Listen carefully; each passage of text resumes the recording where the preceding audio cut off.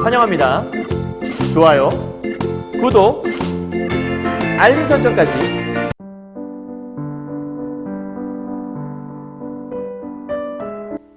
안녕하세요. 경화여고 1학년 학생 여러분, 그리고 전국에서 EBS 올림포스 국어로 비문학을 독서 영역을 공부하신 학생 여러분 만나서 반갑습니다. 선생님은 세계 최강 국어쌤 조인수 선생님입니다. 자, 요 강의 찍게 된 거 우리 지난번에 찍었던 그 TNN의 고립국 이론에 이어서요. 다른 학교 학생인데 요게 이제 시험 범위에 들어간다고 해서 경화여고 학생들은 요게 시험 범위에 들어가진 않는데 뭐 다음번 시험에도 들어갈 수 있으니까 미리 좀 찍어 놓으면 나쁘지 않을 것 같아서 찍는 거고요. 대부분의 독서 지문들 다 찍어 놓긴 했는데 요건 좀 빠져 있더라고요. 그래서 그 다른 학교 학생이 요 작품을 이제 유튜브로 이제 좀 요청을 해줘서 그 요청에 의해서 기말고사 잘 보라는 의미에서 이제 강의를 찍게 됐고요. 오늘은 모서리가 현대 건축에 이르러 조형적 가능성을 지닌 공간, 즉 모서리와 어떤 현대 건축의 관계를 노래하고 있는 그거를 설명한 작품이라서 요 독서 지문 읽는 법에 따라서 작품 분석해드리고 문제 풀이해드리도록 하겠습니다. 자, 가보죠. 첫 번째, 현대 건축에서 모서리가 조형적 가능성과 어떠한 관계가 있는가? 우리가 이제 흔히 모서리라고 하면 이제 면과 면이 닿은 부분을 모서리라고 하죠. 그러니까 쉽게 말해서 이런 거죠. 면과 면이 이렇게 닿아 있다. 이 사이를 우리가 이 모서리라고 하는데, 그럼 모서리는 사실은 틈새 같은 거니까 어찌 본다면 활용하기 되게 힘든, 뭔가 뭘 칠하기도 되게 애매하고, 모서리는 뭔가 조금 애매한 공간 중에 하나. 면은 이렇게 위에 뭔가 서 있을 수 있는데 모서리는 여기와 이게 맞닿은 공간이니까. 그래서 모서리가 도대체 현대 건축에서 어떤 의미가 있을까? 이걸 이제 표현하고 싶었나 봐요. 독서 지문 공부할 때 제일 중요한 거 항상 그러니까 문제부터 확인하라고 말씀드렸으니까 문제부터 확인하고 들어가도록 할게요. 가봅시다. 1번 문제인데요. 윗글의 제목으로 자정 적절한 것은 무엇입니까? 너무 꼼꼼하게 읽을 생각 하지 말고 간단하게 보세요. 모서리를 통해 알아보는 현대건축가들의 세계관. 제목이니까 여러분 제목의 포인트는 핵심어가 들어가야 돼요. 선생님 핵심어 어떻게 골라요? 본문에서 제일 많이 반복되는 중심적인 내용이 있을 거예요. 뭐 한 번 언급한 거 갖고 제목을 쓸 수는 없잖아요. 그러니까 자주 쓰는 말이 제목에 들어가야 되겠고, 그렇다면 아마도 예상하건대 1번, 2번, 3번, 4번 읽어봤을 때 제일 많이 등장하는 말이 모서리란 말이잖아요. 그렇다면 1번 문제에서 모서리가 들어가야 제목이 될 수 있지 않을까? 그렇게 생각해 본다면 2번이나 5번? 요 2번이나 5번은 1번, 3번, 4번에 모서리가 써 있잖아요. 그러니까 아마도 2번과 5번은 답이 되지 않을 확률이 되게 큽니다. 그러니까 요게 문제를 많이 풀다 보면 이런 게 보일 수 있어요. 그래서 이런 제목 고를 때 제일 많이 등장하는 말들이 제목, 즉 핵심어가 될 텐데, 그렇다면 그 말이 없는 것들은 답이 될 수 없겠구나. 아마 예상하건대 1번 아니면 3번 아니면 4번이 답이 될 수 있을 거예요. 한번 찾아보도록 하고요. 2번 갑시다. 윗글은 설명인데, 이제 이게 현대시나 소설 같은 데서는 표현상 특징이나 어떤 전개 방식 물어볼 텐데, 글 역시도 전개 방식을 물어볼 때가 많이 있어요. 근데 여기 보면 노란색 부분 보이죠? 대상의 기능을 병렬적으로, 병렬이라고 하는 건 이렇게 나란히 간다는 뜻인데, 뭐가 더 중요한 게 아니라 둘 다 똑같은 비중을 갖고 있을 때 병렬이라고 얘기를 해요. 쉽게 말하면 뭐 이런 거죠. 사과의 장점을 1, 2, 3, 4. 그래서 1번, 2번, 3번, 4번은 병렬적인 관계에 있는 거예요. 이해했어요? 자, 그 다음에 2번이요. 구체적인 사례니까 예를 들어, 이런 말 나오면 2번 답이 되겠죠. 3번 유추. 유추는 상황이 2개 이상 나와야 돼요. 그래서 예를 들면 인생과 마라톤이 있다. 그러면 상황이 인생이란 상황이 있고 마라톤 상황이 있는데 둘이 똑같은 건 아니잖아요. 그런데 이 두 개가 관련 있는 것도 아닌데 두 개가 관련 있는 것처럼 유사하다고 추리하는 것. 그래서 인생은 마라톤과 같다. 인생하고 마라톤 뭔 관계야? 인생은 굴곡이라는 게 존재하잖아요. 그러니까 인생이 편할 때가 있지만 힘들 때도 있는 것처럼 마라톤도 평지는 되게 쉬운데 오르막길 되게 힘들잖아요. 내리막길도 쉬울 수도 있고, 그러니까 인생과 마라톤이 비슷한 점이 있네. 유사하다고 추리했으니까 유추라고 얘기하는 겁니다. 그럼 네 번째, 대상의 유용성과 한계 지적했다. 그러면 D번이 답이 되려면 이 글 속에서 한계는 보통 문단의 마지막 부분에 등장하는 경우가 많거든요. 쭉 쓰다가 이러이러한 한계가 있다. 이런 식으로. 그러니까 그런 부분 확인해 보시면 크게 어렵지 않을 거예요. 됐죠? 자, 그 다음에 넘어가서 3번 문제 보시면 이게 독서 지문에 제일 많이 나오는 문제 형태죠. 알 수 있는 내용이 아닌 것은, 즉 이 글의 내용과의 일치 불일치 문제, 사실 확인 문제인 건데 1번 보죠. 모서리의 확장을 통해 공간에 대한 상상력. 그러면 모서리와 상상력. 머릿속에 체크만 하세요. 줄만 쳐요. 이 방식 늘 말씀드리지만 선생님들에 따라서 이 방식이 좋다 안 좋다 얘기하시기도 하지만 선생님은 개인적으로 밑줄을 치고 글을 읽을 때 적어도 이 글에서 내가 어떤 내용이 있는지를 살짝 맛을 보고 들어가는 건 아무것도 없는 상태에 들어가는 건 훨씬 낫거든요. 그래서 이렇게 지금 가르치고 있는데 모서리와 상상력, 그럼 머릿속에 살짝 담아두시고 혹은 줄만 치시고 들어가신 다음에 글을 읽다가 어딘가에 상상력이라는 단어 나오게 되면 와서 체크하고 지워버리시면 돼요. 두 번째, 모서리를 하나의 공간으로 인식하고 빛을 유입시켜. 그러면 모서리와 빛의 유입 나오게 되면 그때 체크해보세요. 세 번째, 기존의 폐쇄적 모서리를 허물어서 내부와 외부 공간 연결하고 있다 그러면 폐쇄와 내부, 외부, 이게 핵심어가 될 수 있을 거고. 네 번째, 건물 안에 잔디밭이 관리고요. 잔디밭 나왔을 때 확인해보세요. 건축물은 복합적인 공간, 그럼 복합적이다. 그럼 잔디와 복합적 나오면 확인해보시면 되고요. 다섯 번째, 정윤형 육면체의 모서리는 세 개의 벽체가 만난 지점이기 때문에 공간이 본래의 기능을 효율적으로. 그러면 정육면체 나오게 되면 본래의 기능과 연결시켜 보시면 돼요. 물론 이렇게만 읽으면 이게 무슨 말이야? 라고 생각할 수 있는데 글을 읽다 보면 이러한 핵심어들이 머릿속에 잔상처럼 남을 수 있을 거거든요. 한번 연습해 보시면 나름대로 효과 본 친구들이 많이 있으니까 이 방법이 맞으면 이렇게 한번 해보시고 선생님 저는 이거 읽어봤자 의미가 없는 것 같아요. 그러면 바로 본문 가셔도 파악해도 나쁘지 않습니다. 그건 여러분의 방법이니까요. 하나의 방법을 제시해드린 것뿐이에요. 자, 이제 본문 가서 얘기하기 전에 핵심적인 거, 이 글을 읽은 다음 뭐 찾아야 돼요? 바로 이런 거 찾으시면 돼요. 자, 지금은 문제는 풀었다는 전제하에 공부를 하는 시간이니까 공부할 때는 내가 이 글 읽고 뭘 파악했어야지 바로 이런 것들을 파악하셨어야 돼요. 첫 번째, 전통적 기하학에서 본 모서리의 특징, 즉 전통적인 기하학에서 모서리를 뭐라고 얘기해? 이걸 여러분이 글을 읽고 잘 읽어내셨으면 글을 잘 읽은 거예요. 두 번째, 모서리의 기능이 1, 2, 3가 나오거든요. 그러니까 이 글은 모서리의 기능을 단락별로 구분하고 있는 거예요. 그러니까 소주제를 적을 때 이 부분을 찾았는지 체크해 보시면 돼요.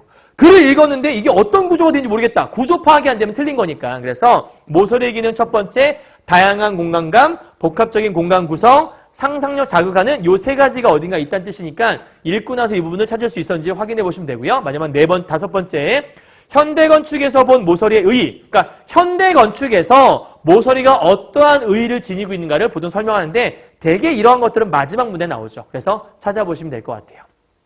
됐죠? 자, 글을 읽었다는 전제하에요. 아직 문제를 풀지 않았다면 문제를 잠깐 스탑 해놓으시고 영상 스탑, 문제 읽어보시고 그 다음에 이 부분을 보시는 게 중요합니다. 자, 되셨죠? 선생님이 글 읽고 나서 시험 문제를 어떻게 출제하든지 간에 글을 꼼꼼하게 읽었다라는 건 이런 걸 표현하는 거니까 함께 읽어보도록 하겠습니다. 갑시다. 자, 1문단이에요. 늘 말씀드리고 있지만 단락번호 붙이시고 시작하세요. 단락번호를 붙여야 글의 구조 파악이 되니까 잊지 마시고요. 자, 1문단부터 갑시다. 전통적인 기하학의 질서 아래 모서리는, 그러면 전통적인 기하학에서 뭔가 얘기하겠다는 거니까 첫 번째, 선생님이 항상 비문학 설명할 때마다 오른쪽에 메모하는데 여러분도 이 메모 습관을 길러보세요. 왜냐하면 실제 문제를 풀 때에는 이렇게 메모를 꼼꼼하게 할 시간은 없을 거예요. 그런데 평소 공부할 때는 이렇게 꼼꼼하게 해보시고 실제 문제 풀 때에는 키워드만 정리하셔도 이거와 비슷한 효과를 볼 수가 있어요. 자, 전통적인 기하학에서는 질서 아래 모서리는 정형화된 공간의 윤곽을 형성하고 남은 나머지 영역이었다. 그러면 일단 핵심, 모서리는 무슨 영역이야? 나머지 영역이야. 그러니까 전통적인 기하학에서 보는 모서리라고 하는 영역이 있는데 이 모서리의 특징이 뭔가 파악을 해봤더니 1번 첫 번째, 나머지 영역이었다. 그러면 모서리는 나머지. 그러니까 뭔가 핵심이 아니라 쓰고 남은 나머지가 모서리다. 또 하나, 벽면과 벽면이 만나 생기는 부차적인 영역. 그러니까 얘가 핵심적인 영역이 아니라 부차적인, 그러니까 두 번째로 중요한 영역이라는 뜻이겠죠. 그 다음에 벽면 사이에 버리는 영역, 버리는 거. 그러니까 뭔가 중요하지 않다는 게 좀 거의 있어요. 그죠? 그러니까 전부 다 나머지 영역이에요. 부차적인 영역이에요. 그 다음에 버리는 영역이에요. 이때 모서리의 역할은 육면체가 빈틈이 없는 고정된 형태의 물리체로 존재하게 해주는 봉합의 기능이다. 그러니까 얘는 뭐와 뭐를 봉합해주는 기능일 뿐이지 얘가 스스로 뭔가 기능하는 건 아니다. 그러니까 특징은 뭔가 두 개를 묶어주는 기능이지 얘 자체가 뭔가 해주는 게 아닌가 봐요. 그 다음에 불가하여 모서리는 예술적 가능성이 박탈된 죽은 영역, 살아있는 영역이 아니래. 한마디로 이 모서리는 또 하나 죽은 영역이었다. 근데 그러나 오잖아? 그러면 체크. 여기서부터 전환이 되는 거잖아요. 그렇다면 전통적인 기하학의 포인트는 나머지야, 부차적이야, 버리는 거야, 봉합만의 죽은 영역이야. 이렇게 만들어서 이 모서리를 별로 중요하지 않은 것처럼 얘기를 하고 있어요. 그죠? 자, 그런데 반대로 1960년대 대중건축 운동에서 그러면 이 전 시기가 전통적 기하학이겠죠? 이때는 그리고 또 하나 1970년대 뉴욕 건축, 5건축을 거치면서 모서리는 하나의 독립적인 예술 세계. 그 얘기는 뭐냐면 이쪽에 있는 얘네들은 나머지야, 부차적이야. 얘네들은 뭐 하지 않아? 쉽게 말해서 나와라. 보자. 오케이. 얘네들은 독립적이지 않았어. 그죠? 이 말에 따르면 독립적인 예술 세계로 개척되기 시작했고 모서리가 하나의 공간으로서 독립적인 조형 대상. 그러면 한마디로 얘기해서 전통적인 기하학에서는 독립적이지 않은 걸로 봤는데 이와는 반대로 1960년대라든지 혹은 1970년대 요 시기가 오게 되면 이때는 모서리를 뭘로 봤다라는 거예요? 얘를 독립적인 조형 대상으로 봤다. 그러니까 포인트는 딱 하나죠. 전통적인 기하학에서는 홀로 존재하는 것이 아니라 뭔가 부차적이고 남은 영역이고 버리는 거고 죽은 영역이었는데 이제는 독립적으로 존재해. 그러면 얘와 반대로 본다면 얘는 죽은 영역이야? 얘는 살아있는 영역이겠죠. 왜냐하면 스스로 서 있다는 얘기니까. 그죠? 그러면 이 1문단에서의 포인트는 뭐냐면 이 모서리라는 게 예전에서 어떻게 달라졌는가를 보여주는 거니까 이렇게 주제 잡아보죠. 1문단 주제 전통적 기하학 속에서 모서리의 특징에다가 플러스 이 모서리가 어떻게 개념이 변화되었는가. 어떻게 변화됐어요? 독립적이지 않은 영역이었는데 이젠 독립적으로 변해가고 있다. 그전에 의미가 없었는데 의미가 생기고 있다. 버리는 영역이었는데 버리지 않게 되었다. 죽은 영역이었는데 이제는 살아있는 영역이다. 이렇게 판단하시면 어렵지 않겠네요. 그죠? 여기까지가 1문단의 내용이었어요. 자, 2문단 가보죠. 그러면 지금 이거에 따르면 여러분 책에서 아까 3번의 윗글을 통해 알 수 있는 영역, 여기에서는 특별하게 있던 것들은 없는 것 같으니까 넘어가 되겠네요. 그죠? 갑시다. 2문단이에요. 후이츠의 큐브라는 작품이 있대요. 그러면 머릿속에 뭐가 있어야 돼요? 이 큐브라는 작품은 그러면 전통적인 가치관인가? 아니면 60, 70년대 와서 독립적인 그런 영역인가? 그걸 체크해봐야겠네요. 이 작품은 이러한 내용을 잘 보여주는 예이다. 예이다. 예시를 들고 있다. 그러면 아까 우리 2번 문제에서 전개 방식 중에 B의 구체적인 사례 들었다. B는 맞는 거네요. 그죠? 그러니까 B에다가 체크하시면 돼요. 자, 이 작품에는 모서리를 새로운 공간으로 인식했다. 그러면 딱 머릿속에 와야죠. 새로운 공간이야. 그러면 새로운 공간이라는 것들은 그전 공간과는 다른 공간이잖아. 그럼 새로운 공간이라는 얘기는 뭔가 의미가 있는 공간이라는 뜻이겠죠? 아마 예측하건대 얘랑 통할 수 있는 것 같아요. 그죠? 그래서 새로운 공간으로 인식되었고 정육면체의 모서리는 세 개의 벽체가 만나는 우리 아까 3번 문제에서 이런 거 읽었던 것 같은데 오히려 조형적 가능성이 가장 높은 지점이다. 조형적 가능성? 아까 조형 대상? 요거랑 통할 수 있는 거네. 지점이란 의식이 드러나 있는 것이다. 그래서 이 작품은 애셔의 불가능한 공간이 주요 모티브로 쓰이고 있는데 불가능한 공간이 뭔데? 이 그림의 불가능한 공간이거든? 이 작품에서 모서리는 정육면체 내에서 새로운 공간이 실현될 수 있는 유일한 지점이다. 그렇다면 유일한 거란 얘기는 다른 것과는 구분될 수 있는 거니까 이 말은 앞에서 말했던 독립적인 공간과 통할 수 있는 거니까 아마 예상하건대 60, 70년대 연결할 수 있는 이 부분의 개념이 저기 나와 있는 후이처의 큐브라는 작품이 여기에 들어가는 것 같아요. 그죠? 자, 그렇다면 우리 아까 3번에 이런 말 있었거든? 3번의 정육면체의 모서리는 세 개의 벽체가 만나는 지점이기 때문에 아까 3번에 5번이 뭐라고 썼냐면 본래의 기능을 효율적으로 수행할 수 있도록 한다. 본래의 기능을 수행한다고 얘기했어요. 그죠? 그런데 여기서 뭐라고 되어 있냐면 여기는 오히려 조형적 가능성, 새로운 공간. 그러면 본래의 모습이 아니라 새로운 모습이잖아. 그러면 3번에 5번에 본래의 기능을 수행한다고 얘기하면 안 되겠죠. 그렇다면 답이 바로 3번에 5번이 나와버리는 거죠. 너무나 쉬운 문제였어요. 그죠? 그러니까 지금 현재 후이처의 큐브에서의 가장 포인트는 핵심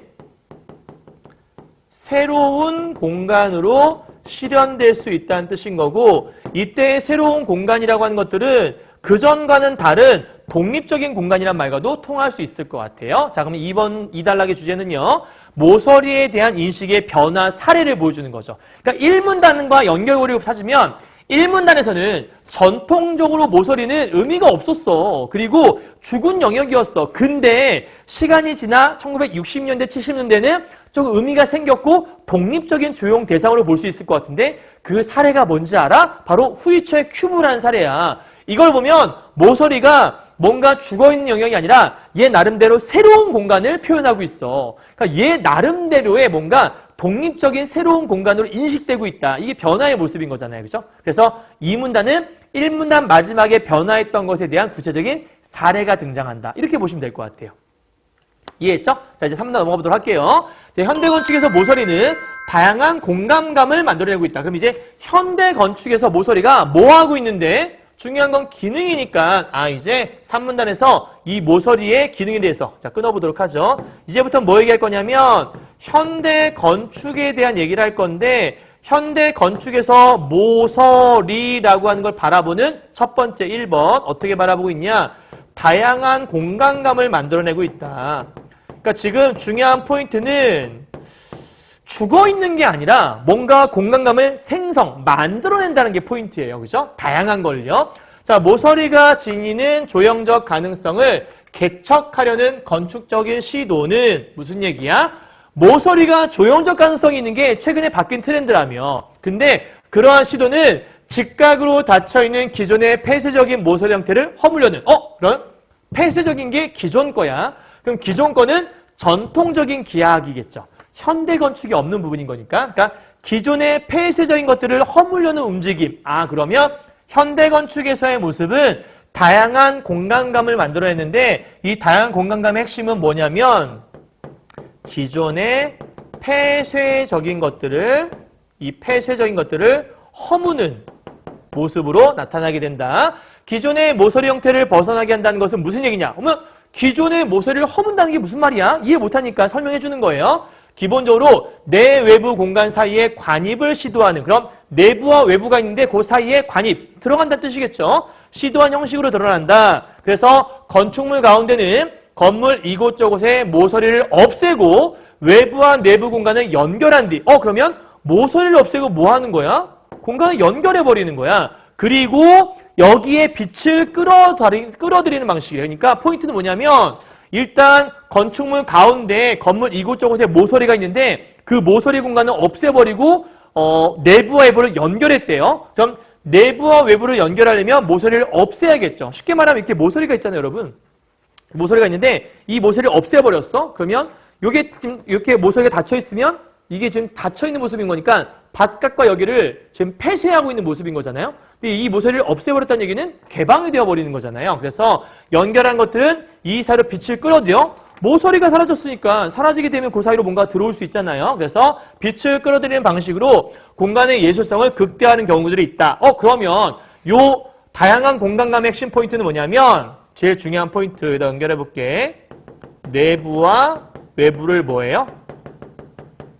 연결하는 시도를 하게 되고 이 결과 빛을 끌어들이는 역할을 한다는 게 제일 중요한 포인트인 것 같아요. 자, 그 다음에 밑에요. 모서리가 공간과 공간이 만나는 지점인 동시에 그러니까 원래 모서리는 공간과 공간이 만나는 거잖아요. 근데 이 지점이 동시에 새로운 공간으로서 기능하게 되고 왜 새로운 공간이야? 이 모서리를 없애고 연결해서 요 사이에 빛을 끌어들이고 있으니까 실내에 들어오는 빛의 유입 방향에 따라서 다양한 공간감을 만들어내고 있다. 말이 되게 어렵긴 한데 여기에 제일 중요한 포인트는 원래는 그냥 공간과 공간이 만나서 이렇게 폐쇄적인 게 기존의 모서리의 핵심이었다면 이제는 폐쇄적이지 않고 요 사이로 빛을 들어오게 했다라고 지금 설명을 하고 있는 것 같아요. 그럼 3문단의 제일 중요한 특징은 뭐냐면 모서리라는 게 뭐였어? 그냥 예전처럼 폐쇄적인 공간 딱 하나의 기능을 갖고 있는 게 아니라 다양한 공간감을 연출할 수 있는 그럼 머릿속에 모서리, 다양한 공간감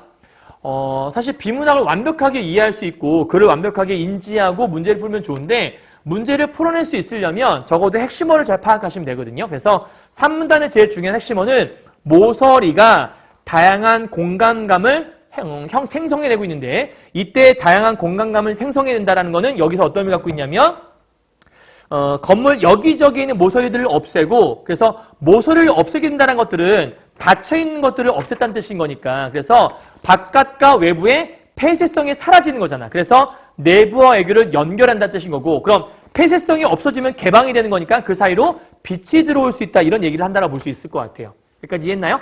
다음에 4문단 가보도록 할게요. 자, 이 또한 모서리는 복합적인 공간을 구성하는 기능. 그러면 계속해서 모서리가 뭔가 새로운 걸 자꾸 만들어내. 좀 전에는 다양한 공간감을 구성했다면 이번에 두 번째 포인트는 복합적인 공간. 그러면 복합적인 공간을 구성한다는 건 하나의 역할을 하는 게 아니라 여러 가지 역할을 수행한다는 거잖아요. 뭐 하는지 봅시다. 보죠. 현대건축에서는 모서리를 개방했다. 우리 아까도 닫혀있던 걸 열었다고 얘기했었는데 모서리를 개방해서 하늘이나 땅과의 관입을 이루는 건축물이 등장하기도 했다. 그러면 하늘이나 땅과의 관입이니까 뭔가 들어온 게 관입이잖아요. 이게 무슨 말이지? 벽과 천장에 맞닿아 있는 모서리가 열리면서 그러니까 벽하고 천장이 이렇게 맞닿아 있어요. 근데 이게 열려. 이 모서리가 이렇게 열려. 그러면 요 사이로 뭐가 들어와? 빛이 들어올 수 있잖아. 빛을 받아들이고 그러니까 모서리가 열리면 빛을 받아들이게 되고 그 결과 하늘을 건물 안으로 끌어들이도록 왜냐면 요 사이로 하늘이 보일 수 있잖아. 그렇죠? 하늘을 진짜 이렇게 가져온다는 얘기가 아니라 하늘을 볼 수 없는 구조였는데 여기에 닫혀있던 것들 근데 모서리가 열리면 요 모서리 면과 면이 맞닿은 모서리가 열리면 공간이 열리게 되고 빛이 들어온과 동시에 하늘이 보일 수 있잖아요. 하늘이 끌어들이도록 해서 외부와 연결된 모서리의 공간 즉 땅에 잔디밭이나 정원을 조성하는 것이다. 그렇다면 이거의 포인트가 뭔가 봤더니 외부와 연결된 모서리의 공간 그러면 바깥이 보일 수 있는 그 공간 속에다가 잔디밭이나 정원을 조성하게 되면 이 잔디밭과 정원이 뭐랑 연결되는 거죠? 하늘이 보이는 공간이라고 볼 수 있는 거니까 이 땅이 하늘과 연결되는 구조를 갖게 된다는 거죠. 그러니까 포인트는 여기 써 있는데 이러한 시도는 모서리라는 공간이 하늘과 땅으로의 영역까지 확장되고 있다. 쉽게 말하면 하늘과 땅이 서로 연결되고 있다는 뜻인 것 같아요. 그럼 복합적 공간이라고 하는 건 무슨 얘기인가 봤더니 하늘과 땅의 관입, 다른 말로 둘을 연결하고 있다 이렇게 보시면 될 것 같아요. 여기까지 이해했나요, 여러분? 그러니까 모서리가 복합적인 공간을 구성한다는 얘기는 하늘과 땅이 서로 연결되는 구조를 가져오게 된다. 그러니까 아까부터 계속 똑같은 얘기를 하고 있는 게 뭐냐면 모서리가 원래 이렇게 닫혀있는 공간인데 모서리가 개방이 되면서 그 사이에 빛이 들어온다는 얘기는 하늘이 보이게 되면서 하늘을 개방하게 되는 거고 그 하늘과 사실은 이 하늘이 여기는 이 안에 있던 땅, 즉 여기는 정원, 잔디밭 이런 공간과 서로 연결될 수 있다는 것들을 보여주고 있다고 생각하시면 될 것 같아요. 됐나요? 여기까지? 그 다음에 3단 주제는요. 모서리의 기능 두 번째인데 복합적인 공간을 구성하고 있다고 설명하고 있네요. 그죠? 좀 내용이 어렵긴 하지만 간단하게 1문단은 다양한 공간감, 두 번째는 복합적인 공간이라고 얘기하고 있는 거니까 연결 고리만 잘 찾으면 될 것 같아요. 다음 세 번째요. 갑시다. 4문단 다 얘기했죠? 하나 더 있었네. 자, 5문단 갑시다. 모서리는 공간의 윤곽에 대한 상상력을 자극하게 됐다. 그러면 이 모서리가 뭐 하나 했더니 이번엔 상상력을 자극해 준대요. 자, 세 번째요. 모서리의 기능, 상상력을 자극해줘요. 아니, 모서리가 어떻게 상상력 자극해 주는 거지? 또한 공간에 대한 자유로운 해석과 활용 가능하게 한다. 그러면 플러스 상상력도 자극해 주지만 동시에 뭔가 해석을 할 때 하나의 틀에 박힌 해석이 아니라 자유로운 해석을 하게 해준다? 무슨 말인지 모를 거니까 설명해 주겠죠. 자, 공간의 끝 부분이기도 하면서 동시에 벽체의 한 부분이기도 하다. 무슨 얘기냐면 요 안에 공간에 요 맞닿은 부분이니까 이 공간의 저 끝에 있는 마지막 부분이 모서리잖아요. 동시에 벽에서의 일부분에 속하는 게 바로 모서리라고 볼 수 있는데 이 모서리는 그러면 끝이면서 벽체의 한 부분이야? 의미가 두 가지네. 그래서 이중성이라 설명하고 있는 거고 모서리에 가해지는 조형적인 변형은 원래의 윤곽에 대한 상상을 유발하고 그 다음에 공간 구조에 대한 복합적인 해석을 이끌어낸다. 말 진짜 어렵다. 그죠? 근데 핵심 뭐냐면 원래의 윤곽에 대한 상상을 유발하고 공간 구조에 대한 복합적인 해석을 이끌어내고 있다 얘기했었으니까 이게 무슨 말일까? 한마디로 얘기하게 되면 윤곽에 대한 상상을 유발할 수 있게 해준다. 그게 바로 여기 나와 있는 공간의 끝부분과 연결할 수 있는 부분인 것 같아요. 그리고 또 하나요. 공간 구조에 대한 복합적인 해석이니까 이 공간은 어떠한 공간이야? 처음에는 그냥 폐쇄적인 공간이라고만 생각을 했었는데 이 모서리가 아까 개방된 공간일 수도 있다면서요. 그러면 이 공간이라는 것들이 단순하게 그냥 모서리를 통해서 얘가 닫힌 공간이 아니라 오히려 이 모서리를 통해서 열린 공간으로 만들 수 있겠구나. 이 공간을 하나의 해석이 아니라 아까 얘기했잖아요. 계속 복합적인 공간이자 다양한 공간감을 표시한다 그랬으니까 되게 다양한 해석이 가능하네? 라는 것들을 상상해낼 수 있는 거죠. 그러면 상상력을 자극하고 자유로운 해석을 한다는 것들은 무슨 얘기냐 봤더니 윤곽에 대한 상상 유발, 복합적인 해석 얘기하는 거네요. 그 다음에 모서리가 봉합되면서 형성되는, 즉 봉합이라고 하는 건 닫힌 거고 봉합은 여기 있잖아요. 전통적인 기하학. 그러니까 여기 포인트는 기존의 전통적인 기하학에서는 이런 뜻일 거예요. 형성되는 공간은 무엇인가를 담아내는 물리적 기능. 무슨 얘기죠? 이렇게 닫혀있는 폐쇄적인 공간은 뭔가를 담아내고 이 안에 갇힌 공간이잖아. 그러니까 담아내는 거 외에는 할 게 없었던 거예요. 그죠? 그런데 모서리에 조형 조작이 가해지면 아까 조형 조작이란 건 뭐였죠? 이거를 개방해서 열어버리고 개방하면 빛이 들어오고 막 이런 거 있었잖아요. 그런 게 가해지게 되면 모서리가 하나의 독립적인 조형 공간. 이게 이 바뀐 요 모습이잖아. 그러니까 여기 있는 이 모서리라는 공간, 모서리를 통해서 주어지는 공간은 단순하게 폐쇄적인 공간만을 얘기하는 것이 아니라 독립적인 조형 공간이자 그리고 우리가 여기는 이런 의미도 있고 이런 의미도 있고 이런 의미도 있네 라고 미적으로 감상할 수 있는 미적 감상의 대상으로서의 나름대로 예술성을 갖고 있는 공간. 그러니까 단순하게 그냥 폐쇄적인 공간이다 끝 이게 아니라 이렇게 저렇게 감상할 수 있는 그런 미적 감상의 대상이니까 예술성이 있다고 볼 수 있겠죠. 포인트는 이런 것들을 통해서 결국은 이 모서리라는 공간은 예술성을 가지게 된다. 이런 얘기를 하고 싶었던 것 같아요. 그죠? 좀 어렵긴 하지만 어떤 의미인지 이해할 수 있을 것 같죠? 자, 5문단 주제는요. 모서리의 기능 세 번째 상상력을 자극하고 자유로운 해석과 활용이 가능하게 된다라고 설명하고 있어요. 자, 이제 마지막 6문단 가보도록 합시다. 이렇듯 현대 건축에서는 이 모서리가 기능적 대상이나 감상의 대상에 머무르지 않고 그러면 기존의 모서리는 기능적인 대상이나 감상의 대상에서만 있었나 봐요. 근데 이제는 예술적인 체험의 대상으로 변모하고 있다. 그러면 요 모습에서 요 모습 변화하고 있는 거니까 요게 중요한 거겠죠? 현대 건축에서의 모서리는 예술적인 체험의 대상이다.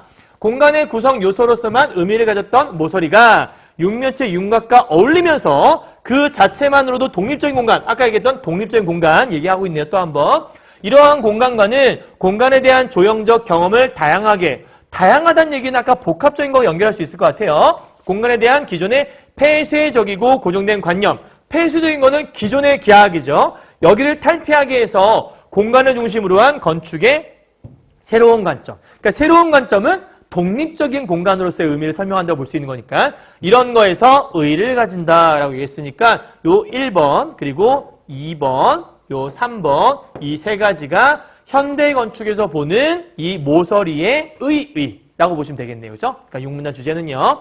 현대 건축에서 모서리를 독립적으로 보는 공간관의 가지는 의의라고 볼 수 있을 것 같아요. 그러니까 현대 건축에서 모서리를 단순히 그냥 감상할 수 대상인가 보다, 폐쇄적인 공간인가 보다 이렇게 보는 게 아니라 예술적인 체험의 대상으로, 그러니까 하나의 어떤 독립적인 대상으로 바라보는 거고 그렇게 독립적으로 바라본다라는 것은 뭐냐면 요러한 거, 요렇게 볼 수 있다는 관점을 제시하는 거니까 이 모서리가 갖는 특별한 의미를 설명하고 있다.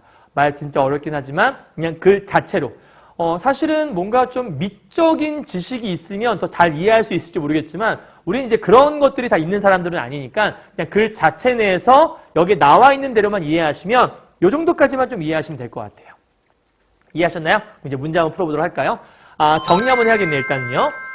항상 글을 읽었으니까 요 글에서 말하고 있는 전통적인 기하학에서는 모서리를 어떻게 보고 있고 현대 건축에서 모서리를 어떻게 보고 있지? 간단히 정리해보면 이렇게 표를 정리해볼 수 있어요. 자, 전통적 기하학, 나머지 부차적 버리는 봉합기능 죽은 영역이다. 아까 썼던 요 부분들을 이렇게 정리해본 거죠. 자, 그에 반해 현대 건축에서는 독립적인 조형 대상의 영역인데 내 외부 공간 사이에 관입을 시도했다. 그래서 열어서 빛이 들어온다. 뭐 이런 거 얘기했던 것 같아요. 그래서 외부와 내부를 연결하고 있는 거고 공간의 예술성을 극대화하는 것이라고 얘기했어요. 아까 예술성을 극대화한다는 것은 이 공간을 단순하게 폐쇄적인 뭔가를 담아내는 공간이 아니라 나름대로 혼자 독립적인 영역으로서 감상할 수 있는 독립적인 영역으로 존재할 수 있는 그 공간이라고 얘기했었어요. 다음 네 번째, 다양한 공간감을 창출할 수 있다. 공간과 공간이 만나는 의미도 갖고 있고 새로운 공간으로서의 기능을 할 수 있는데 아까 얘기했던 거 요거 얘기죠. 그다음에 복합적인 공간 요거 얘기인 거고 마지막에 윤곽에 대해서 상상력을 자극하면서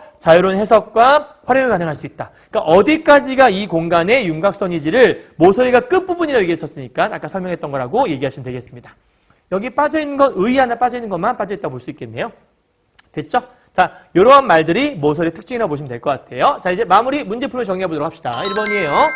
윗글의 제목. 그러면 당연히 아까 얘기했지만 모서리가 들어가야 돼요. 그러면 일단 2번 안 되고 5번 안 될 것 같고 그 다음에 1번 모서리를 통해 알아보는 현대 건축가들의 세계관. 현대 건축가들이 나오지 않았어요. 그러니까 얘는 안 될 것 같고 3번 현대 건축에서 모서리의 조형적 가능성. 그게 이거 얘기했던 것 같은데 그 기능? 기능? 하나, 둘, 세 개 기능하는 거 얘기했네. 그죠? 4번 전통과 현대에서 모서리의 개념 차이. 물론 4번이 있긴 해요. 근데 왜 제목이 안 돼요? 얘는 1문단에서만 드러났기 때문이에요. 그죠? 그러니까 답은 3번으로 볼 수 있을 것 같아요. 됐죠? 자, 2번 문제예요. 아까 우리 사례 봤으니까 니은은 맞다 볼 수 있겠고 다음에 1번 A 대상의 기능을 병렬적으로 얘들아 기능이 이거 있어였잖아. 그러니까 이 세 가지가 모서리의 기능이었는데 뭐가 제일 중요해? 그런 거 없었지. 세 개 다 각각 개별적인 기능을 얘기하는 거였으니까 하나, 둘, 세 개 나란히 배치했다. 병렬. 그러니까 A도 맞고 B도 맞다 볼 수 있으니까 답은 1번이라고 보시면 되는 거겠죠. 됐죠? 너무 간단한 문제였어요. 다음 3번 갑시다. 윗글을 통해 알 수 있는 내용이 아닌 것은 우리 아까 답은 이미 5번을 골라냈지만 체크해보죠. 1번. 모서리의 확장을 통해 공간에 대한 상상력. 우리 아까 상상력 여기 있네요. 키워드만 찾아요. 모서리 확장은 상상력 자극했다. 2번이요. 하나의 공간 인식하고 빛을 유입시켜 공간감 느끼게 할 수 있다. 모서리도 혼자만의 하나의 독립적인 공간이다. 그래서 빛을 유입시켰다. 우리의 빛을 끌어들이는 거 아까 얘기했네요. 3번이요. 기존의 폐쇄적인 것들을 허물었다. 우리 아까 폐쇄를 허무는 거 얘기했네요. 내부 외부 공간 연결. 요 허무는 것들은 내부 외부 공간 연결. 같이 연결되었죠? 그러니까 키워드만 찾으면 크게 어렵지 않을 수 있어요. 4번이요. 잔디밭이 관입해 있는 건축물은 복합적인 공간. 우리 아까 복합적 공간에서 하늘과 땅을 관입해서 아까 땅에 잔디밭 구성하는 거 정원 얘기하는 거 얘기했었죠? 그러니까 맞네. 됐죠? 자, 키워드만 기억하라 얘기했어요. 마지막 4번 문제입니다. 리저의 사진작가를 위한 홈 스튜디오라는 건물은 독특한 조형미를 뽐내고 있다. 독특한 조형미 하면 이런 거 생각할 것 같은데 모서리에는 모두 검은색의 기역자 조형물이 붙어 있어요. 독특한 미적 감각. 모서리마다 붙어 있대요. 이 건물에서 모서리는 벽체나 천장, 바닥과 마찬가지로 공간에 대한 다양한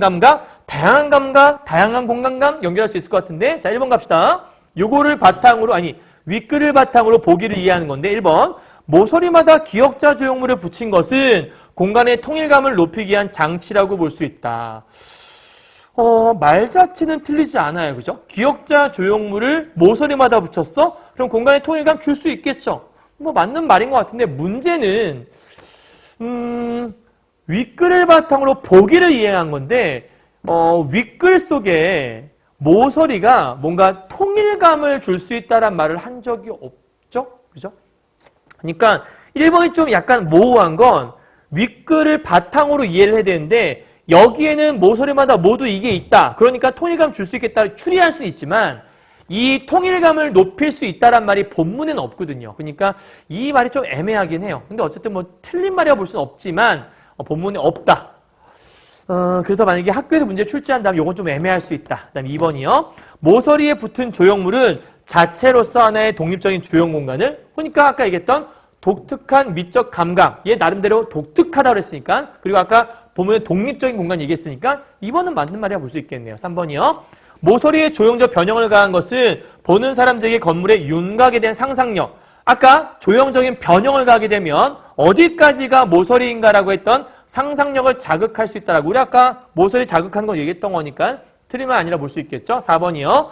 모서리의 독특한 처리를 한 것은 건물이 미적 감상의 대상이 된다는 것을 얘기했다. 아까 맨 마지막에 무슨 얘기했었죠? 본문에서? 모서리라는 것들을 여기 아까 얘기했던 거 어디였지? 요거 상상력을 자극하고 자유로운 해석을 통해서 이 모서리가 더 이상 단순하게 어떤 공간만을 의미하는 것이 아니라 폐쇄적인 어떤 담아내는 기능만 얘기하는 것이 아니라 그 나름대로 미적 감상의 대상이 되었다 얘기했으니까 틀린 말 아닌 것 같아요. 그죠? 자, 마지막 5번이요. 모서리의 조형물은 천장과 벽체가 만나는 지점에서 내부와 외부 공간이 연결되도록 하는 기능을 한다고 볼 수 있다. 얘들아, 내부와 외부 공간이 연결되려면 천장과 벽체가 만나는 지점이 되는 게 아니라 이거를 개방해야지 만날 수 있는 거잖아요. 그러니까 지금 이 내부와 외부 공간 연결이 본문에 있긴 했지만 그 모서리 자체가 얘네들을 연결하고 있는 건 아니거든요. 아까 개방을 했을 때 여러분 책에서 아까 어디 있었냐면 3문단에 그런 내용이 있었죠. 기존의 폐쇄적 모서리 형태가 허물려져 있어 모서리를 없애고 건물을 연결했을 때 빛을 끌어들여서, 그러니까 모서리를 없앴을 때 이게 연결된다고 했으니까 만나는 지점에서 이게 연결된다는 말은 어울리지 않다고 볼 수 있을 것 같아요. 그죠? 그러니까 답은 5번이 될 수 있을 것 같아요. 자, 그렇다면 정답은 5번이라고 볼 수 있을 것 같긴 한데 아까 문제는 1번도 살짝 애매한 부분이 있긴 하다. 왜냐하면 본문에는 없었기 때문에. 그래서 1번도 답이 될 수 있을 것 같긴 한데 그래도 굳이 따지자면 5번이 답이 될 수 있을 것 같고 1번은 좀 모호하니까 여기서는 어쨌든 틀린 말은 아니니까 그렇게 판단하시면 될 것 같습니다. 자, 됐죠? 그러니까 정리 끝. 다 했어요. 자, 오늘 조금 이것도 어려운 글이긴 했는데요. 선생님도 이 글을 여러 번 읽어보긴 했는데 정확하게 이걸 다 이해했다라고 얘기할 수는 없을 것 같아요. 왜냐하면 미술 선생님이 아닌 이상, 그리고 실제로 이 글을 그 모서리에 대한 그리고 미적인 용어에 대한 것을 다 이해할 수 없다면 완벽하게 이해하기 좀 힘든 것 같아요. 그런데 일단 문제를 풀어낼 수 있는 거는 요 안에서 이런 키워드 위주로 기억을 하게 되면 모서리, 조형물, 독특함, 그 다음에 폐쇄성 없어, 이런 어떤 키워드 위주로 기억을 하면 문제 푸는 데는 크게 문제가 없다. 그래서 국어적인 수준에서 이해할 때는 요 정도만 이해해도 문제 푸는 데 크게 어려움이 없을 것 같다. 그리고 문제를 굳이 출제하려면 이걸 갖고 문제를 출제하더라도 문제 어렵게 낼 수 없을 것 같거든요.